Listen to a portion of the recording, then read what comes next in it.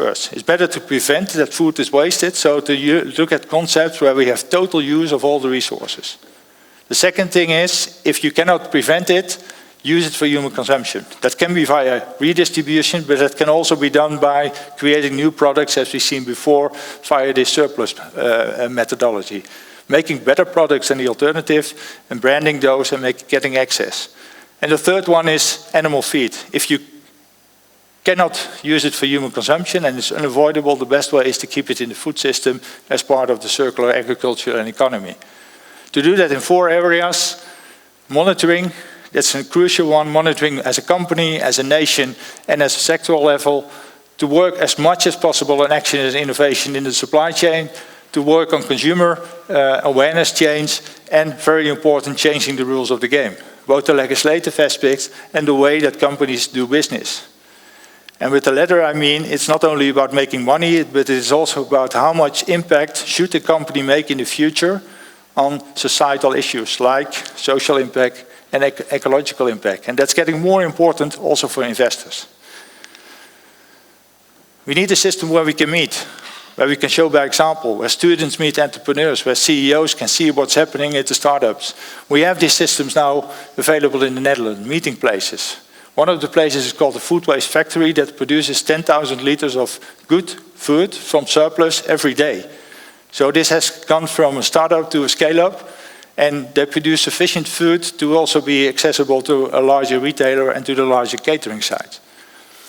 But we also do it to do experiments. For example, this Living Lab in a supermarket locally in Wageningen, where we test, for example, what's the consumer acceptance of the bent cucumbers. Not by lowering the price, because I don't believe that's the good way to appreciate the value of food, but to try to see how people will buy the bent cucumber for the same price. And it works if you do it the right way. But you need to test it also, what works in the specific context. Crucial is, how can we change behavior of consumers in a positive way? In Refresh, for the first time, harmonized research has been done on consumer insight, looking at the theoretical model of the ability, the opportunity, and the motivation. And you can do a lot with strengthening your abilities, giving just insights on where to store your products, how to cook, because nobody intentionally buys too much food to waste it. It's part of an unintentional system that practical help will need, but it only comes if the motivation is right. Technology can help, apps can help, based on recipes, etc. That's all available, but not so much used yet if you don't put it in a wider context. But there we have also the issue, there are smart sensors that can tell the real best before date, but how do we make sure this actually helps to solving some of these issues? Role of education, crucial. We have now set up a program starting with elementary school, but looking at the lifelong learning process that every child in the Netherlands get to know about the essential thing of the value of food and how to store and to prepare. This will be rolled out in the coming years. Role of education, as shown before in other projects, is crucial. Because it's not difficult, but it is important that people get to know and to get repeated knowledge on this every time. But also looking at new innovations. We just, for those who were early, saw the way that, for example, insects can have a role in upcycling of unavoidable food waste. This is really an activity that's growing very quickly, and it's efficient, and we see it in the Netherlands now, already 50 million of investment in these facilities, and as already been mentioned before, the market is there. That means tons of food waste, unavoidable food waste, can be used now to make good insects for all types of food products, but also to replace fish meal and to make the most sustainable salmon and the egg already available on the shelf, and also supported by the work we do in the task force. I was trained as an engineer, so I know technologies can bring a lot. And if you look at what's there, it's huge. We can use 3D footprinting. We can check on blockchain models, putting the consumer central and making sure that the supply chain delivers exactly what we need. And if we will be able to do that, there's no food waste. But on the other hand, we also have, from a food loss perspective, the need to be able to make sure that everything can still be used. And that's where we can use the food surplus and making new products by extending shelf life, by processing to make sure that we have a more resilient system. So we don't need to produce 40% more food now. That's what we basically do. We produce 40% more than we actually need. So that means we also have to produce less and to produce better to make a resilient system. That's also the more systemic challenges that we have. But it all starts using this principle as a guidance. So AD, don't do it. Food should not be in anaerobic digestion. It's a waste of all the resources. You get a little bit energy out, but so much more energy has been put in. That's a role for governments also. Don't focus on composting and AD. It's the worst thing you can do. It's an end-of-pipe solution. Focus on prevention first, reduction, and then valorization. But it starts always setting the target, also as a city, as a municipality or a region. Make sure that you have your measurements right and start doing the acting. And use your city as an environment, as a living laboratory to test and see and learn what works best and see how we can scale up those things that are successful. Because we have only 11 years to go to halve our food waste and building a more resilient food system. Thanks for your attention.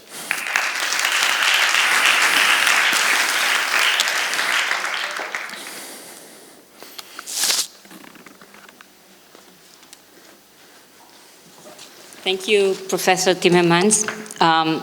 I wish one person from the Ministry of Environmental Protection here in Israel could have listened to your presentation, because the new strategic policy now is to build anaerobic digestion plants.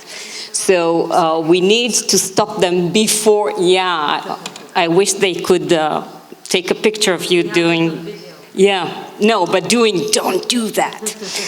So don't do that, because we're going into the pitfalls that we should avoid in the first place. So thank you very much for this presentation. The second talk will be given by Professor Linus Opara. He excuse me from pronouncing his first name. He is first an agriculture engineer and holds a position of a distinguished professor at the, and also holds the South African Research Chair in Post-Harvest Technology at the Stellenbosch University in South Africa. And he will be talking about taking stock of food wastage and revisiting commitments, reduction strategies, and impacts. So the floor is yours. Thank you. Thank you. Thank you. Okay, good afternoon. Thank you, colleagues, for staying behind. What I intend to do this afternoon is just to share some thoughts on a historical perspective with you, where we are coming from in terms of dealing with this issue of food wastage. And I also want to challenge maybe some of those things that have almost become like cliches about what we're going to do to reduce food wastage, and maybe bring some perspective from the African continent on some of the issues that we think that are very, very important if we're going to have a sustainable solution to address this global challenge here. So we're going to talk about commitments and possible ways that we can reduce losses, and maybe some of the things we're doing from a research institution perspective. Because one of the good things about this particular meeting is really seeing industry and seeing policy people and maybe those like us who work in the knowledge industry coming together to address this multifaceted problem here. I put up this slide because I just wanted us to look at some of the keywords there in terms of post-harvest loss and food waste. This is not a session to start making definitions, but you will see that this becomes very, very important when you begin to localize the problem, because you need to localize it in order to address the problem. And we listened to the prizes that were given out yesterday. They were given to cities, they were given to institutions, they were given due to the activities of people in their communities to address a problem. So we need to find a way to translate this global vision and commitments into practical solutions that make some business sense. So I think that's why I said we need to really look at the issue of post-harvest loss and food waste. And traditionally, obviously, we also know that post-harvest loss is what happens just after harvest along the handling chain. And then we also know from the data that has been shown that food waste is more related to retailing and the consumer. Now, the definition and the approach is important because you need to know the real cause of the problem so that you can have appropriate solution in solving it. But where did we come from? Well, historically, I just put it into 5 stages. This is my own understanding of the literature over the years. It's my own categorization. But the reason I do this is because it's important to understand that the issue of food waste is not entirely new. The only difference is that each time in human history, it has been driven by different reasons. I think this is very, very important. And each stage in our life, the issue of food wastage has been driven by different reasons. And I'll come back to that later because you will also see that the earliest publications about food wastage talked about post-harvest loss. And the emphasis was on tropical countries, developing countries.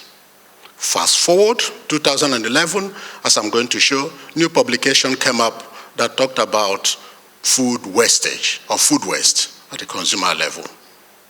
So this is very, very important. So you can see the changes and the challenges that society faced. You will see I've highlighted in red here an important document that came out in 1978, long time ago, Post-Harvest Food Loss in Developing Countries. And look at the title. The focus was on developing countries. And that's correct. But does it mean at that time there was no food wastage in Europe or developed regions of the world? Is that what we're saying? Maybe not. Maybe it was not an issue at that stage.